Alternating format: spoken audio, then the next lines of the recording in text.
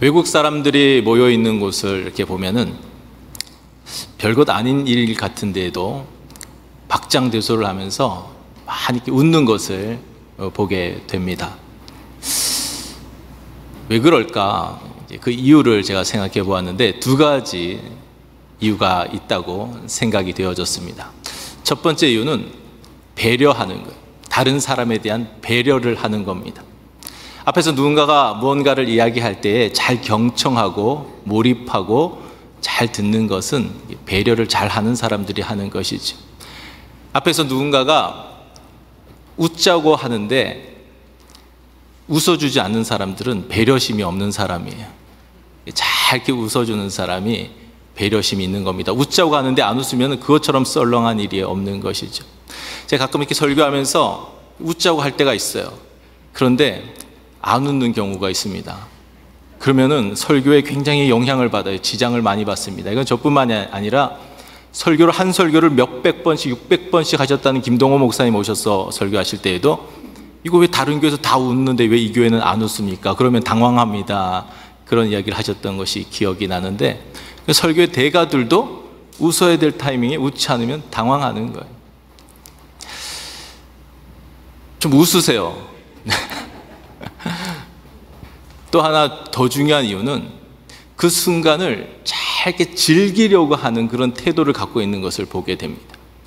그러니까 어려운 시간, 바쁜 시간 쪼개어서 내가 이 시간에 이곳에 있기로 작정했으니까 딴 데 정신 팔지 않고 산만해지지 않고 몰입하는 거예요. 즐길 준비를 하는 거예요. 엔조이할 만반의 준비를 하고 있으니까 작은 것에도 웃고 그 순간순간을 즐기면서 그 시간을 엔조이하는 것을 보게 된다는 것입니다. 세상의 심리학에서도 성공과 행복의 상관관계에 대해서 많은 연구들을 합니다. 근데 우리가 성공하면 행복할 것 같지만 그런 연구는 점점 사라진다고 합니다. 성공하면 행복할 것 같은데 그게 아니라는 거예요. 순간순간을 행복하게 살 줄 모르는 사람이 막 열심히 달려가서 성공을 했어요. 아무리 성공한다 할지라도 행복하게 사는 법을 깨닫지 못했기 때문에 그것이 진짜 성공도 아니지만 성공했다고 하더라도 행복함을 누리지를 못한다는 것입니다. 그런데 행복하면 성공하는 것은 이것은 연구가 많이 이루어지고 있다고 해요. 사람이 행복하면 창의력이 생깁니다.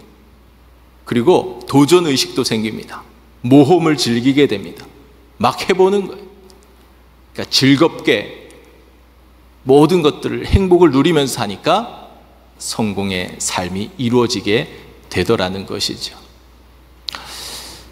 선배 목사님들이 후배 목사님들에게 해주는 이야기가 있습니다. 목사가 행복해야 된다.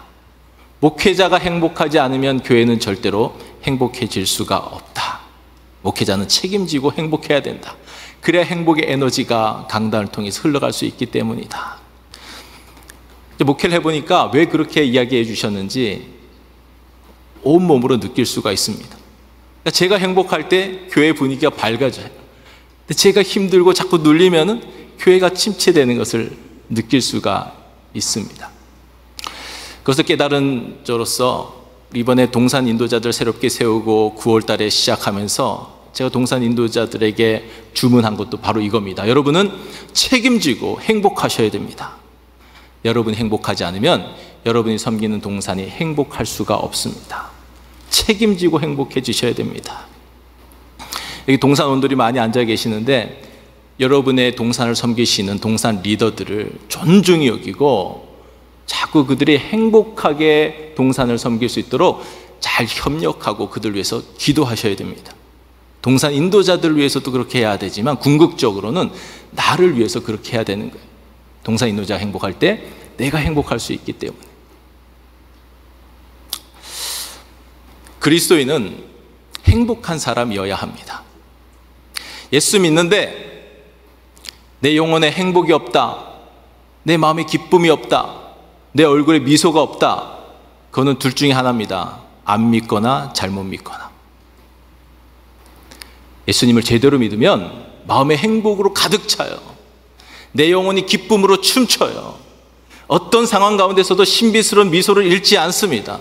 항상 웃으면서 행복하게 살아가는 거예요. 그리스도인은 행복해야 합니다. 책임지고 행복하셔야 돼요. 그래서 세상에 나가서 그 행복 바이러스를 퍼뜨리면서 살아가는 사람들이 그리스도인입니다. 세상이 어두워지고 세상이 시끄러워지는 것은 세상에서 사고치는 사람들이 많이 있기 때문이기도 하지만 그들의 책임도 없지 않아 있지만 궁극적으로는 우리 그리스도인들에게 책임이 있는 거예요. 우리가 행복하게 삶 속에서 살아내지 못하니까, 우리가 행복의 에너지를 발산하면서 살아가지 못하니까 세상이 불행해지고 세상이 어두워지고 세상이 시끄러워져 가는 겁니다. 궁극적인 책임이 우리에게 있다는 것입니다. 여러분들 꼭 읽으셔야 할 책이 앤소니 드 멜로의 행복한 삶으로의 초대라는 책이 있습니다. 두껍지 않아요. 한두 시간이면 읽을 수 있는 그런 책입니다. 그 책에서 보면은 행복하지 못한 이유가 두 가지가 있다, 그렇게 지적해 줍니다.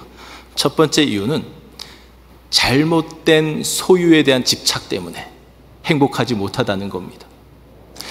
우리는 이것만 가지면, 이것만 소유하면 행복할 줄 알고 그걸 갖기 위해서 바둥바둥거리면서 살아갑니다. 근데 그걸 가져보니까, 소유하니까 행복합니까? 아니에요. 더 큰 게 보여지는 거예요. 더 많은 게 보여지는 거예요.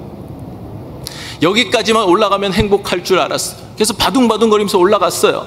거기까지 올라가니까 행복했습니까? 그 다음 단계가 보이는 거예요. 더 높은 자리가 보이는 거예요.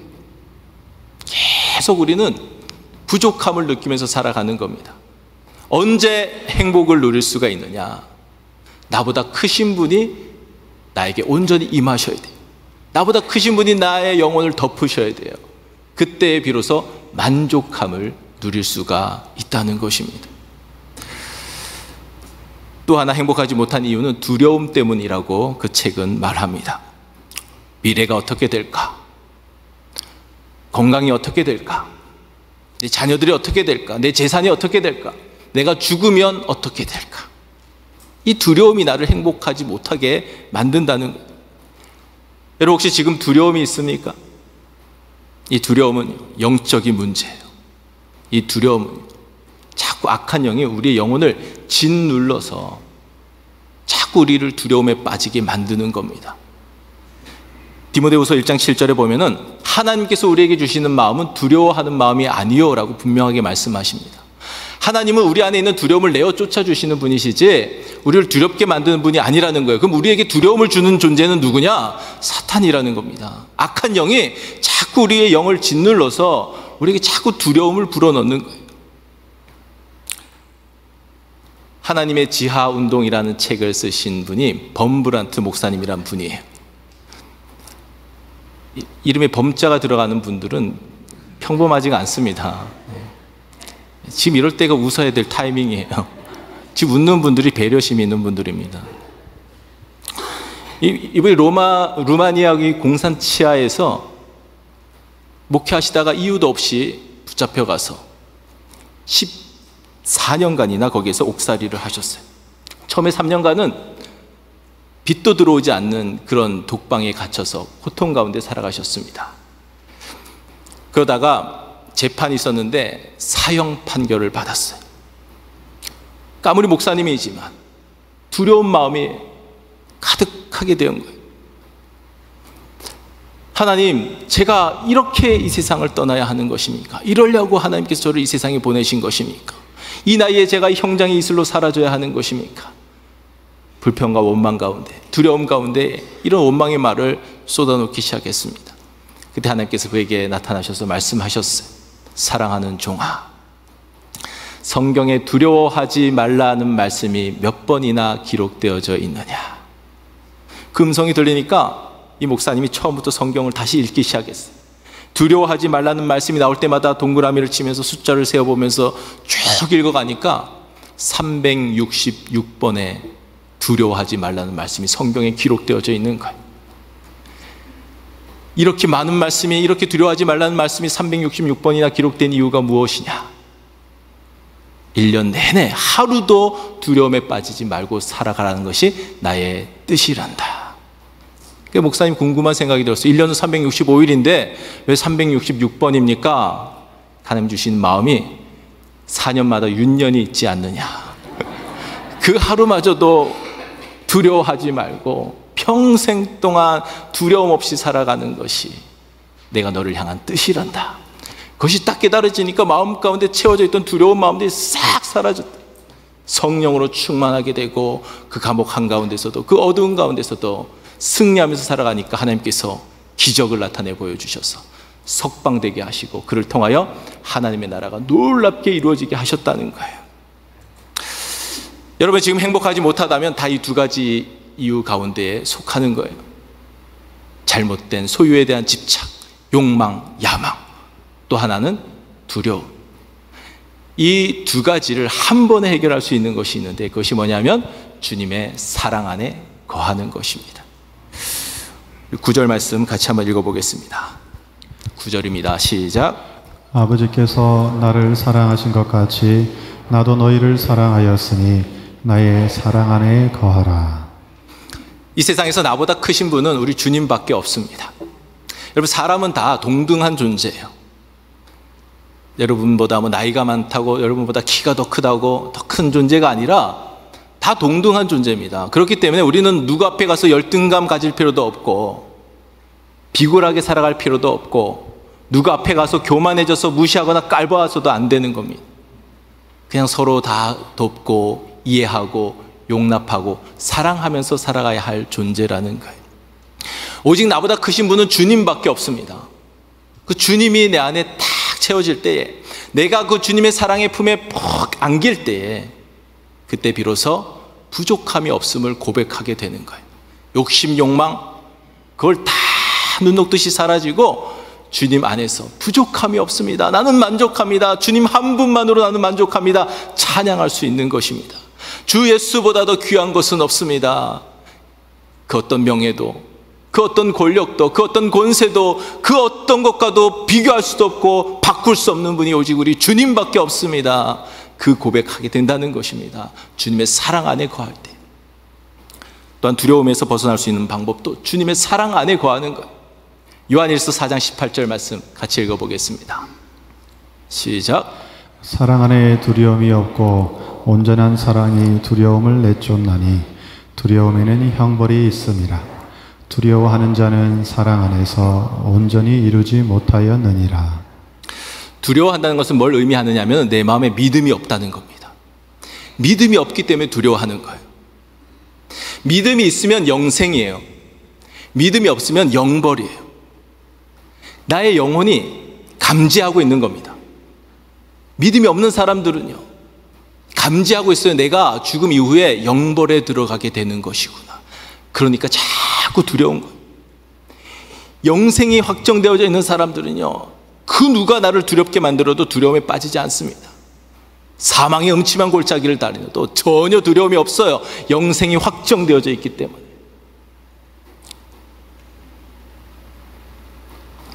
믿는다는 것이 뭐냐? 주님 사랑 안에 거하는 거예요. 사랑 안에 거하면 두려움이 사라진다는 겁니다. 온전히 주님 사랑 안에 거하게 되면 두려움을 다 내어쫓는다는 거예요. 조금의 두려움도 남기지 않고 다 내어쫓는다는 겁니다. 주님 사랑 안에 거하면.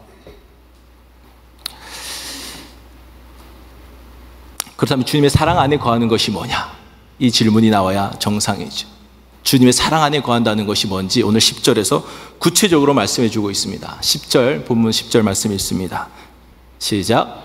내가 아버지의 계명을 지켜 그의 사랑 안에 거하는 것 같이 너희도 내 계명을 지키면 내 사랑 안에 거하리라.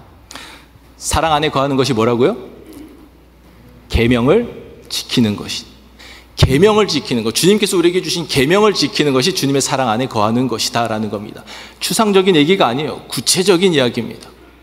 주님께서 먼저 본을 보이셨어요. 아버지께서 내게 주신 계명을 내가 지킴으로 아버지의 사랑 안에 거하는 것처럼 내가 너에게 준 계명을 너희가 지킬 때에 내 사랑 안에 거하게 되는 것이다. 분명하게 말씀해 주셨습니다. 우리는 생각하기를 내 소원을 하나님께 아뢰을 때 하나님께서 내 소원을 들어주실 때 행복할 거라고 생각을 해요. 여기에 큰 함정이 있는 겁니다.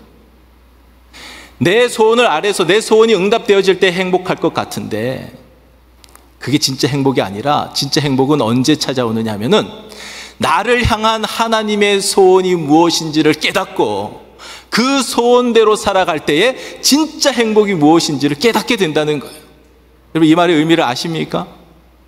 내 소원을 아래서 응답되는 것, 그것으로 기쁨을 누리는 건 그건 아직 어린아이 신앙이에요. 진짜 행복이 어디 있느냐? 나를 향한 아버지의 소원, 하나님의 소원, 주님의 소원을 깨닫고 그 소원을 이루어 드리면서 살아가는 사람이 진짜 행복이 무엇인지를 명백하게 경험하게 된다는 것입니다. 우리를 향한 소원이 바로 계명입니다. 우리를 향한 주님의 소원이 바로 계명이에요. 여러분, 계명이 뭡니까? 우리에게 주신 계명이 뭡니까? 모르는 분 아무도 없으시죠? 내용을 몰라서 순종하지 못한 사람은 아무도 없습니다. 성경 곳곳에서 말씀해 주세요. 하나님을 사랑하라, 내 이웃을 내 자신같이 사랑하라. 새 계명을 너희에게 주노니 서로 사랑하라. 너희가 대접을 받고자 하는 대로 너희가 먼저 대접하라. 한 가지요. 혹시 모를까봐, 변명할까봐 여기 본문에서도 12절에서 또 다시 말씀해 주세요. 서로 사랑하라. 내가 너희를 먼저 사랑했지 않느냐? 내가 너희를 사랑한 것처럼 너희도 서로 사랑해라. 이것이 유일한 계명이니라.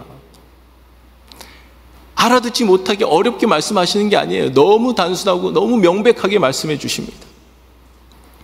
그러면 제가 담임 목사 세미나를 하면서 여러 목사님들을 만났어요. 그 중에서 굉장히 영혼이 순수한 목사님을 한 분 만났는데, 이분이 안동 출신의 목사님이셨습니다. 어려서 안동에서 그 양반 문화에서 이렇게 자라오시다가 군대를 가게 되었대요. 근데 갔는데 처음에 군종병으로 가서 아주 행복하게 이렇게 잘 지내고 있었는데 갑자기 인생의 풍파가 다가왔답니다. 이유가 뭐냐면 다른 부대에서 사고 친 사람이 이쪽으로 넘어왔는데 그래도 군종병을 시키면 조금 사람 될 것 같아서 군종병으로 시켰다는 거예요. 그러니까 갑자기 자기 선임으로 오게 된 거예요. 그래서 그 선임한테 엄청 두들겨 맞았대요. 커뮤니케이션이 잘 안 돼서 처음에 이분이 막 여름 성경 학교를 잘 했답니다. 그래서 민간의 아이들까지 불러 모아서 여름 성경 학교를 잘 하니까 아이들이 교회를 너무 좋아하는 거예요. 행복해하는 거예요. 그러니까 그 어머니들이 감사하는 마음 때문에 김치를 담가다가 이렇게 갖다 주었대요. 그러니까 이 목사님은 이게 겉절이로 신선할 때 먹는 게 좋아서 자꾸 먹으려고 하는데 그 선임이 그걸 가져가서 익혀가지고 가지고 오라 그랬대요. 그래서 나는 이렇게 먹는 게 좋은데 익히라고 하니까 사실 불만의 마음이 생겼지만 그래도 선임이 얘기하니까 어쩔 수 없이 가서 불에 익혀다가 그 다음에 그걸 가지고 왔대요. 엄청 두들겨 맞았답니다. 야, 익히라는 게 그렇게 익히라는 거냐? 근데 이 목사님은 그때까지만 해도 김치를 숙성시키는 것을 익힌다라고 말하는 걸 평생 들어보지를 못했다는 겁니다. 익히는 거는 불로 익히는 것만 알았지 김치를 익힌다는 걸 개념이 없었던 거예요. 그러다 나중에 훈련을 또 하게 되었는데 군대에서 이렇게 통에다가 이렇게 밥을 이렇게 먹었대요. 밥을 다 먹은 다음에 그 선임이 그걸 주면서 가서 이걸 부셔가지고 와라 그랬대요. 강에 가서 부셔가지고 와라 그러니까 이걸 또 왜 부시나? 이걸 부시면 뭐 또 새 걸로 받으려고 그러는 건가? 이해가 되지 않았지만 그래도 선임이 말하니까 가서 돌멩이로 부셨대요. 부시라는 게 뭐예요? 씻어오라는 거잖아요. 부셔가지고 왔다가 엄청 부서지면서 두들겨 맞았다고 그러더라고요. 좀 있다가 또 지나는데 수건 같은 거 하나 주면서 저기 가서 저 훔치고 와라 그랬대요. 예상이 됩니까? 자기가 딴 거는 다 복종할 수 있는데 내가 목사가 될 사람인데 어떻게 훔치냐고 어떻게 도둑질을 하냐고 그 앞에서 따지다가 엄청 두들겨 맞았다는 그런 이야기를 들었습니다. 네. 지금 웃자고 하는 겁니다. 이럴 때 좀 웃으세요 많이. 제가 그 목사님한테 그랬어요. 목사님 입장에서는 그분이 이상한 분이지만 그분 입장에서는 얼마나 이상한 후임병이었겠냐고. 별로 생각보다 안 웃으셔서 할 맛이 안 나는데 하나님의 계명은 이렇게 알아들을 수 없는 말이 아니라는 거예요. 명백하다는 겁니다. 그 얘기 하려고 하는 거예요. 웃자고 하는 얘기도 다 의미가 있어요. 그걸 잘 캐치하셔야 됩니다. 서로 사랑해라. 내가 너희를 사랑한 것처럼 서로 사랑해라. 그게 계명이라는 겁니다. 사도행전에서 유일하게 예수님께서 친히 말씀하신 바, 딱 단서를 달고 하신 말씀이 딱 한 번 나와요. 그게 뭐냐면 주는 것이 받는 것보다 복이 있다.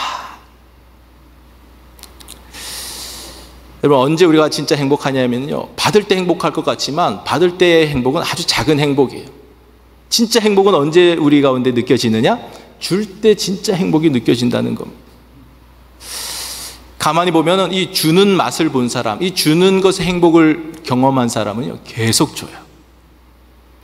뭘 준다고 뭐 돌려받아서가 아니에요. 받을 거 전혀 생각하지 않고 그냥 일방적으로 주는 거예요. 특히 돌아올 것이 없는 사람 찾아서 더 많이 주는 거예요. 그 물론 하나님께서 지극히 작은 소자에게 한 것이 나에게 한 것이니까 하나님께서 갚아주십니다. 그런데 갚아주시든 안 갚아주시든 그거에 크게 관여하지 않고 주는 자체가 기쁘기 때문에, 주는 자체가 복이기 때문에, 주는 자체가 행복함을 가져다 주기 때문에 주는 인생으로 살아가게 된다는 것입니다. 그래서 그런 노래가 있습니다. 사랑은 참으로 버리는 것, 버리는 것, 버리는 것. 사랑은 참으로 버리는 것, 더 가지지 않는 것. 이상하다 동전 한 입 움켜잡으면 없어지고, 쓰고 빌려주면 풍성해져 땅 위에 가득하네. 오, 여기가 포인트예요. 이 주일학교를 잘 나온 사람들만 따라 부를 수 있는 거예요. 여기에 놀라운 신비가 담겨져 있는 겁니다. 움켜쥐는데 없어져요. 그런데 나눠주는데 풍성해지는 거예요. 이게 성경의 신비고 하나님 나라의 신비라는 겁니다. 어떤 사람은요, 있는데 못 줘요. 없어서 못 주는 건 어쩔 수 없는 것인데, 있는데 못 줘요. 있는 정도가 아니라 지금 창고에서 썩어가고 있는데 못 줘요, 다른 사람에게. 이게 하나님의 형상이 깨어진 이기적인 모습으로 살아가는 죄의 결과물이라는 것입니다. 줄 수 있을 때, 주는 기쁨을 맛보면서 살아갈 때 그 사람이 깨어졌던 하나님의 형상이 회복된 사람이에요. 미시간 대학 사회연구소의 스테파니 브라운이라고 하는 분이 이 심리학 전문지 심리과학이라는 곳에다가 보고서를 게재했는데, 이런 보고서였습니다. 65세 이상 되는 423쌍의 이 노부부들을 그들의 신체적, 정신적 건강 상태, 또한 그들의 생활 방식, 삶의 습관, 이런 것들을 다 종합적으로 분석해서 나온 결과가 뭐냐 하면, 다른 사람들에게 나누고 베풀면서 살아가는 사람들이 움켜잡고 이기적으로 살아가는 사람들에 비해서 생존율이 2배 이상 높다는 연구 결과가 나왔습니다. 다른 사람들에게 도움을 주는 어떤 행동을 할 때에 스트레스 지수가 확 떨어진다고 합니다. 그리고 면역력이 높아진다고 해요. 그러면서 이 생리 활동이 활발하게 일어나는 거예요. 그러면서 건강해진다는 것입니다. 남성보다 여성이 한 7년 정도 평균 수명이 길어요. 그 이유가 이 남성들은 평생 일해요. 그러면서 이제 은퇴를 하게 되면 평생 일한 것에 대한 보상으로 자꾸 쉬려고만 이렇게 하는데, 이 여성들은 계속 남편 뒷바라지하고 아이들 뒷바라지하고 할머니 되어서도 손주들 봐주고 봉사활동에도 자꾸 참여하고 그런다는 거예요. 그렇기 때문에 여성들이 이 평균 수명이 길다는 그런 연구 결과가 나온 거예요. 여러분들 오래 사시게 해드리려고 작년에 이어서 올해도 산타 양말을 준비해 두었습니다. 여러분들이 기도하는 마음으로 마트에 가서 그 홈레스들에게 필요한 것들 한 15불 정도 선으로 잘 모아서 그들에게 주님의 사랑이 전달되어지는 그 일에 동참할 때에 오래 사시게 될 줄 믿습니다. 여러분, 이런 일은요, 가정별로 하지 마세요. 의무나 책임을 할 때는요, 개인별로 하세요. 각자 하나씩. 권리를 챙길 때는 가정별로 하시고, 다음 주에 달력 나눠드립니다. 그럴 때는 가정별로 하나씩만 가져가시고, 오늘 양말 가져가실 때는 각자 개인적으로 가져가실 수 있도록. 선한 일에 자꾸 욕심내셔야 됩니다. 복된 일에 자꾸 거룩한 욕심을 품으셔야 돼요. 그런 사람들에게 하나님이 복을 주시는 거예요. 물론 여러분들이 뭐 산타 양말 가져온다고 천국 가고 안 가져온다고 지옥 가고 그건 절대 아니에요. 선행은 구원의 조건이 아니라 구원의 결과물이라고 했습니다. 시키니까 마지못해 사는 것이 아니라 야, 또 기회가 왔구나. 하나님의 사랑을 전달할 수 있는 기회가 왔구나. 그게 막 기쁘고 즐거워서 기꺼운 마음으로 동참하는 사람들은 구원의 확신을 가지셔도 좋아요. 근데 그게 아니라면 그럴 마음도 전혀 생기지 않고 뭘 이런 걸 작년에 한번 했으면 됐지 뭐 또 하냐 이런 불평의 마음이 생긴다면 여러분 제대로 믿고 있는가 의심해 보셔야 됩니다. 여러분이 그런 마음으로 살아가면 구원이 보장되어 있을 뿐만 아니라 이 세상에서도 오래오래 장수하게 된다는 거예요. 하나님께서 우리에게 원하시는 것은 항상 기뻐하는 것입니다. 그건 변함없는 진리예요. 하나님의 자녀들이 슬퍼하고 괴로워하며 고통스럽게 살아가는 걸 원치 않으시고 기뻐하면서 살아가는 것, 행복하게 살아가는 걸 하나님은 원하십니다. 오늘 우리가 행복하게 살아갈 수 있는 것을 막는 요인이 있는데 하나가 놀이가 부족해요. 노는 시간이 너무 없어요. 제가 우리 교회 교인들도 보면서 제가 느낀 것은 잘 놀 줄 모른다. 좀 더 놀았으면 좋겠다. 그런 생각을 할 때가 많이 있습니다.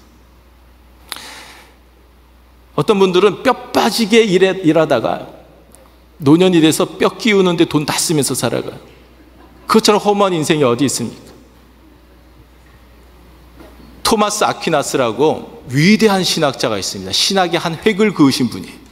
이분은 또 한편으로는 수도사예요. 아주 경건한 삶을 산 대표적인 분이에요. 그분 앞에서 노는 거 이야기하다가는 불호령이 떨어질 것 같은데 그분이 이런 말을 했습니다. 하나님은 노십니다. 하나님은 놀려고 이 세상과 사람을 창조하셨습니다. 그러므로 사람이 사람답게 살려면 반드시 놀 줄 알아야 합니다. 하나님은 놀이가 풍성한 삶 가운데로 우리를 초청하신 거예요. 놀 줄 모르는 사람은 하나님을 모르는 겁니다. 인생을 모르는 겁니다. 저는 설교도 놀이라고 생각하기로 마음을 먹었어요. 평생 설교해야 되는데 그렇지 않으면 너무 힘들어요, 이 설교 준비하는 게. 그런데 하나님과 함께 뛰어놀면서 하나님께서 주시는 마음들, 말씀들 듣고 묵상하고 정리하고 준비하고 타이핑하고 와서 연습하고 와서 이렇게 또 할 모든 것들을 이게 놀이다. 예수님께서 당신의 제자들에게 왜 당신의 제자들은 금식하지 않냐는 질문했을 때 예수님께서 뭐라고 말씀하셨습니까? 신랑을 빼앗길 날이 온다. 그때는 금식할 거다. 그러나 평소에는 잔치하면서 신랑과 함께 기뻐하면서 즐거워하면서 살아가는 것이다. 그게 그리스도인의 삶이라는 거예요. 금식할 때가 있습니다. 근데 그렇지 않을 때는 행복하게 사는 것이 우리 주님의 뜻이라는 거예요. 선입견을 버리셔야 됩니다. 노는 것은 경건하지 못한 것이고 노는 것은 영성이 뭔가 떨어진 것이고 그게 아니에요. 잘 노는 사람이 신앙생활도 잘하고 사회생활도 잘하고 목회도 잘하고 잘 노는 게 정말 중요한 문제예요. 아이들이 잘 웃습니까? 노인들이 잘 웃습니까? 일반적으로는 갈수록 웃음이 없어져요. 내가 웃음이 없어지는 것은 지금 내가 죽어가고 있다는 겁니다. 그걸 깨달으셔야 돼요. 갓난아기는 수백 번 웃어요. 10대 소녀들은 굴러가는 낙엽만 봐도 까르르르 웃어요. 근데 자꾸 나이 들어가면서 웃음이 없어져요. 웃음이 없어져 간다는 건 잘못 믿고 있는 거예요. 어떤 분들은 할머니가 되어서도 할아버지가 되어서도 소녀 감성, 소년 감성을 잃지 않고 잘 웃는 분들이 있습니다. 그런 분들이 예수 잘 믿는 거예요. 아멘 안 하시네요? 저는 잘 웃기는 능력도 참 좋은 능력이지만 잘 웃는 능력이 이게 위대한 능력이라고 생각합니다. 잘 웃기는 것은요, 이 유머 감각은 타고나야 돼요. 아무나 잘 못 웃깁니다. 이건 막 노력해도 잘 안 되는데요. 웃는 거는 누구나 할 수 있어요. 한번 웃어보세요. 잘 웃으셔야 돼요. 잘 웃는 사람이 공동체를 변화시킵니다. 잘 웃는 사람에게 엄청난 능력이 나타나는 거예요.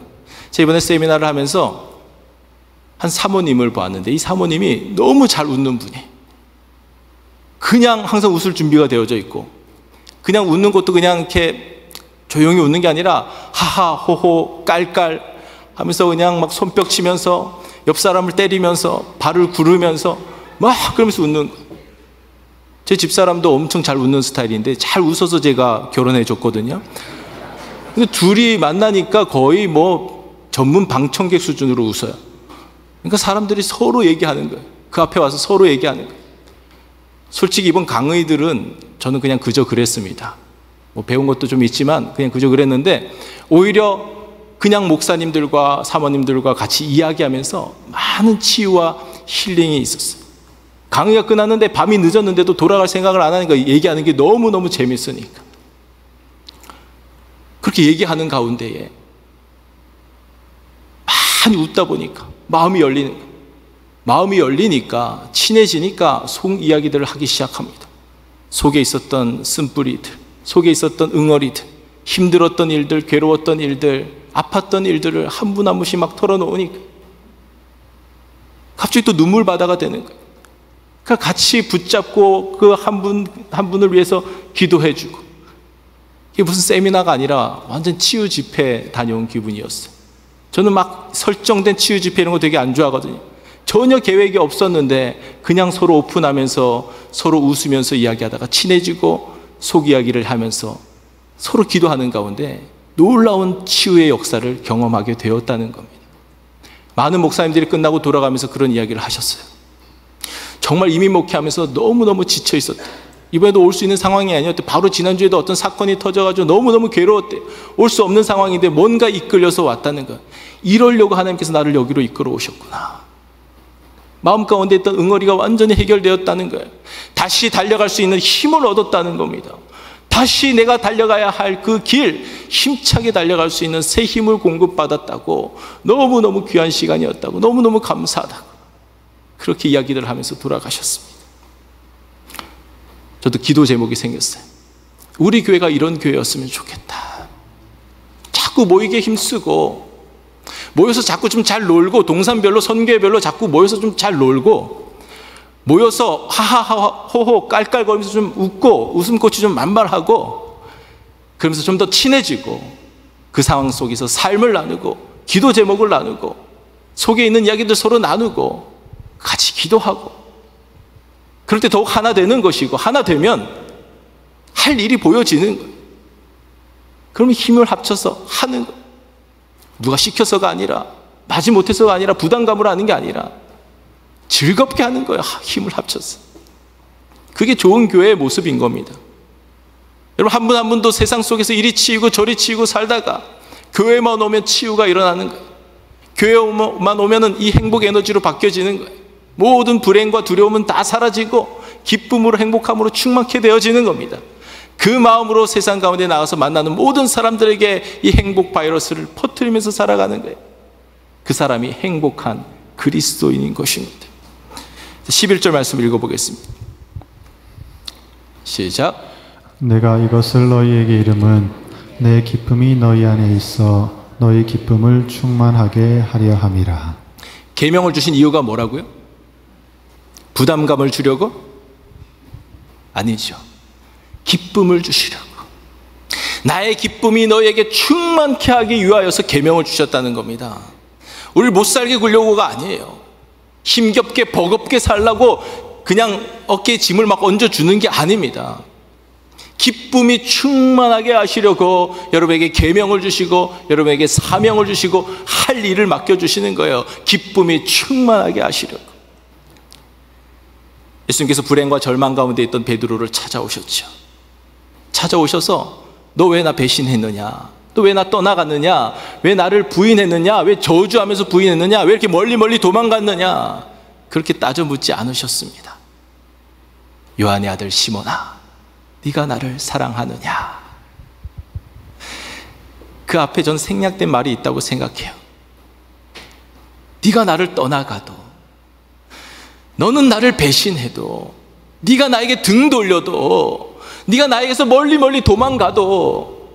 그래도 나는 너를 여전히 사랑하는데, 그래도 난 너를 이토록 이토록 사랑하는데, 그래도 나는 그럼에도 불구하고 이처럼 너를 사랑하는데 너도 나를 사랑하느냐? 이 질문 앞에 여러분 뭐라고 답하시겠습니까? 주님, 이 세상 그 누구보다, 이 세상 그 무엇보다 내가 주님을 더욱 사랑합니다. 이 고백이 저와 여러분의 고백이 되기를 축복합니다. 이 고백이 온전히 이루어진 사람이 주님 사랑 안에 거하는 것이고요, 그 사람에게 계명이 주어지는 거예요. 양을 맡겨주는 거예요. 하나님께서 구원하고 싶은 사람들을 붙여주는 거예요. 그 사람들을 사랑하면서 살아가라는 것이 주님께서 우리에게 주신 계명이라는 것입니다. 말씀을 맺겠습니다. 주님께서 우리에게 요구하시는 거 복잡한 거 아니에요. 아주 단순하고 아주 명료합니다. 내가 너희를 사랑한 것 같이 너희도 서로 사랑하라. 이 계명을 지키는 것이 주님 사랑 안에 거하는 것이다.